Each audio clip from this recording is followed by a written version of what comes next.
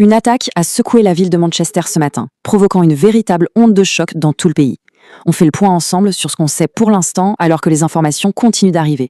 Le bilan humain, malheureusement, est déjà lourd. Les autorités confirment que 2 personnes ont perdu la vie dans cette attaque d'une violence inouïe. Et ce n'est pas tout. En plus des 2 victimes décédées, 3 autres personnes sont dans un état grave. Elles ont été prises en charge en urgence par les secours et sont actuellement à l'hôpital. L'attaque s'est passée en 2 temps, avec une brutalité assez calculée. D'abord, une voiture a été utilisée comme bélier pour faucher des passants. Puis, l'assaillant en est sorti, armé d'un couteau.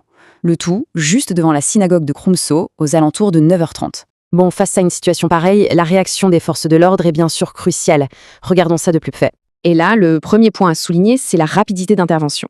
C'est assez incroyable. Il a fallu moins de 3 minutes pour que les premiers services d'urgence arrivent sur place après l'alerte. Les policiers ont donc fait face au suspect et lui ont tiré dessus. On pourrait penser qu'une fois le suspect neutralisé, le danger est écarté.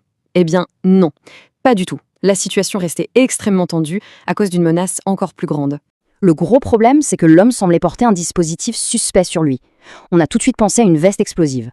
Du coup, branle-bas de combat. Des équipes spécialisées de déminage ont été déployées en urgence pour sécuriser toute la zone. Peu de temps après, une forte explosion a retenti.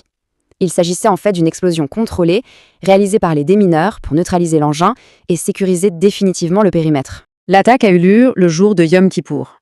Pour information, c'est tout simplement le jour le plus sacré du calendrier juif. C'est un jour de jeûne, de prière, de recueillement. Donc, s'attaquer à une synagogue ce jour-là, c'est un symbole extrêmement fort et terrible. Et il faut aussi replacer ça dans un contexte plus large. Cet événement, il arrive à un moment où, malheureusement, on observe une hausse assez notable des incidents à caractère antisémite un peu partout au Royaume-Uni. Évidemment, face à un acte pareil, tout le monde attend une réaction au plus haut niveau de l'État. Voyons donc comment les dirigeants politiques ont réagi. Et la réaction, elle, n'a pas tardé. Le Premier ministre, Keir Starmer, était en voyage officiel au Danemark. Il s'est dit horrifié, ce sont ses mots, et il a immédiatement tout annulé pour rentrer et gérer la crise.